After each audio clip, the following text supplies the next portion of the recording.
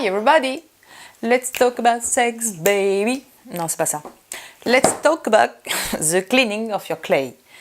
Non, c'est encore pas ça. Je rentre des États-Unis, je ne me suis pas bien remis encore à la France.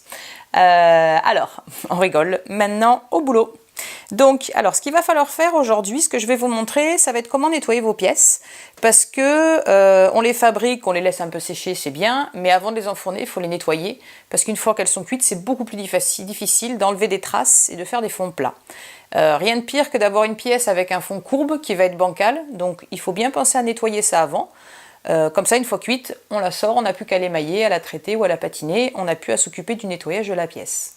Donc, je vous montre très simplement comment faire. C'est très simple. Il va vous falloir de l'eau, une bassine avec de l'eau. Donc ça, c'est vraiment la technique que je préfère. Ça fait pas de poussière, ça nettoie bien, ça lisse bien, ça enlève bien les petites imperfections.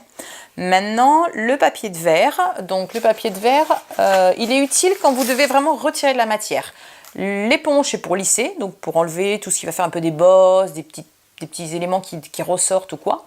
Mais le papier de verre, c'est plutôt vraiment pour mettre à niveau, pour planifier ou pour retirer vraiment trop, quand on a laissé trop de terre. Le papier de verre, il existe tout simplement différents grammages. Là, j'ai granulométrie, pardon.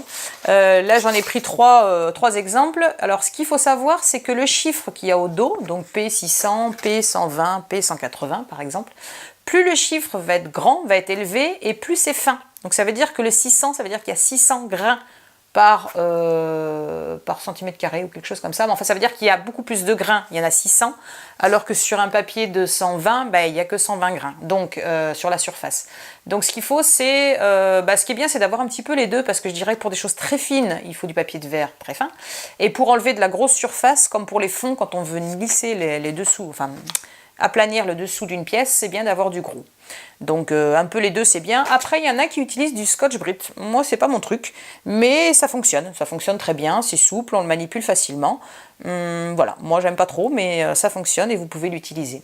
Donc je vous montre, je vais zoomer un petit peu plus et je vous montre un petit peu comment nettoyer une surface, d'abord à l'éponge, ma technique préférée. Alors sur l'exemple de cette pièce, on peut voir que, alors encore, c'est un mauvais exemple parce qu'elle est un peu, elle n'est pas si sale que ça, elle n'a pas tant de besoin de nettoyage, mais quand même, je vous montre sur cette pièce-là et je vais en prendre une autre après. Donc là, par exemple, on va enlever le capuchon, on va déjà commencer par la surface extérieure.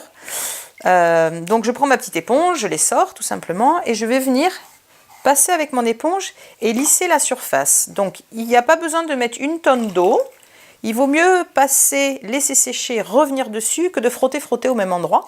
Alors il y a un truc aussi qui se passe, c'est-à-dire que si vous avez utilisé une terre lisse, tout va bien, ça lisse super bien et c'est nickel. Si vous avez utilisé une terre chamottée, il faut savoir que l'éponge humide va diluer la chamotte, en fait, elle va diluer la terre, donc la terre va devenir de la barbotine, elle va devenir liquide, elle va partir avec l'éponge et il va rester les cailloux, il va rester en fait la chamotte, les petits grains qui vont apparaître.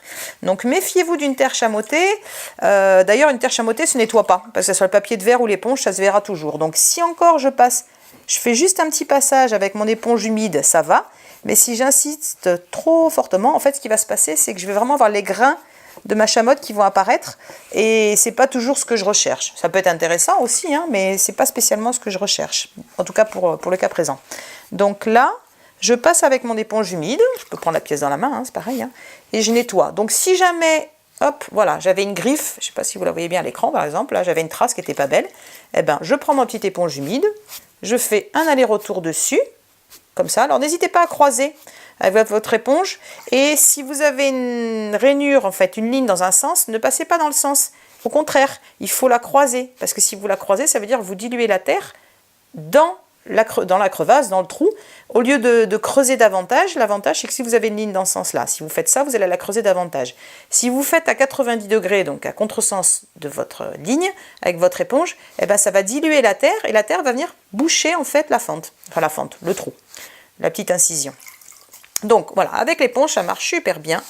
Moi j'adore ça, c'est propre, ça fait pas de poussière.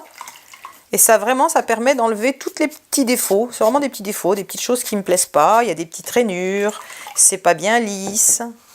Voilà, donc ça, première technique, ma technique préférée, qui fonctionne très bien et qui permet de planifier, donc de lisser hein, puisque la terre du coup va devenir un peu plus souple en surface, hein. On ne va pas dire qu'elle va devenir liquide, mais voilà, on la dilue un tout petit peu, et du coup elle va napper la surface.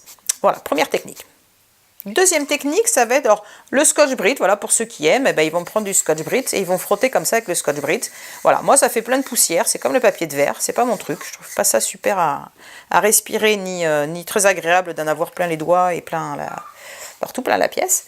Donc, moi je reviens toujours avec mon éponge humide. Donc, sinon, l'autre technique, ça va être d'utiliser donc du papier de verre. Alors, je vous montre surtout le papier de verre, ça va être intéressant pour les surfaces, donc pour les fonds principalement. Moi c'est pour ça que je l'utilise.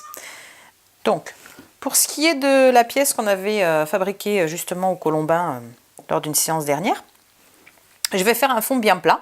Donc ce que je vais faire, c'est que je vais prendre mon papier de verre, je tiens ma pièce et je vais lui faire des grands mouvements sur le papier de façon à poncer bien toute la surface, toute la base, pour éviter qu'il soit bancal, culbuto. Donc, je répète, si votre papier de verre est agrafé sur une planche, c'est beaucoup plus facile. Voilà, donc là, toute la surface est bien poncée. Ça me permet d'avoir un fond bien plat, hein, qui n'a pas de souci de bomber. Voilà, donc là, pour la finition, c'est nickel. Je recommence, même exercice donc sur une autre pièce, hein, un autre type de... Donc, merci Shanka pour une élève en stage qui m'a fabriqué une pièce, qui s'est fabriqué une pièce.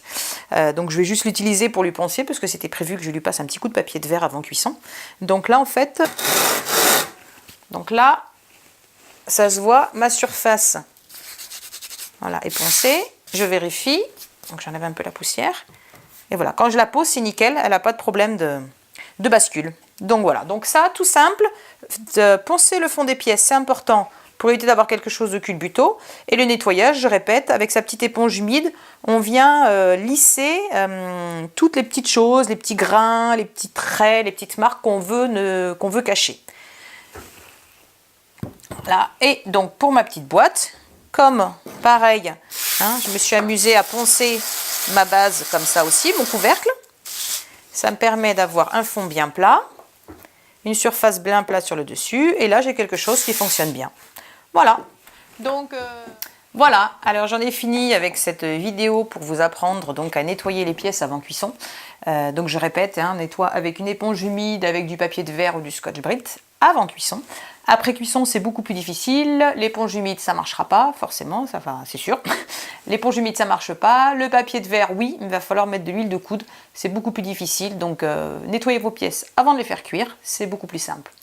Donc, si cette vidéo vous a plu, bah, n'hésitez pas à la liker. Plus il y aura de likes, plus elle pourra être visionnée.